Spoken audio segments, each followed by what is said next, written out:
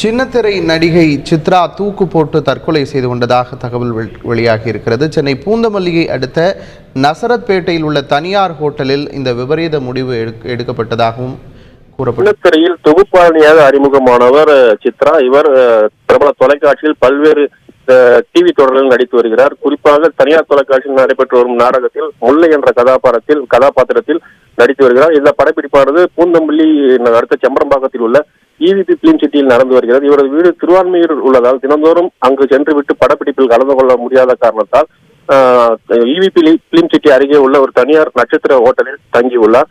கடந்த சில மாதங்களுக்கு முன்பு இவருக்கு ஹேம்நாத் என்பவருடன் திருமண நிச்சயதார்த்தம் நடந்துள்ளது. தற்போது அந்த ஹோட்டலில் அவருடன் தங்கியுள்ளார்.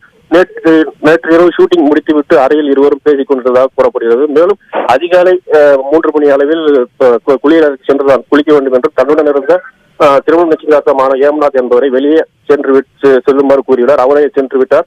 நீண்ட நேரமாகியும் கதவு திறக்கப்படாதால் கதவை தட்டி பார்த்தும் திறக்கவில்லை. இதையடுத்து ஓட்டல் ஊழியர்களுடன் கதவை உடைத்து உள்ளே சென்று பார்த்தபோது சித்ரா தூக்கு போட்டு தொங்கி நிலை இருப்பதை கண்டு அதிர்ச்சி அடைந்தனர்.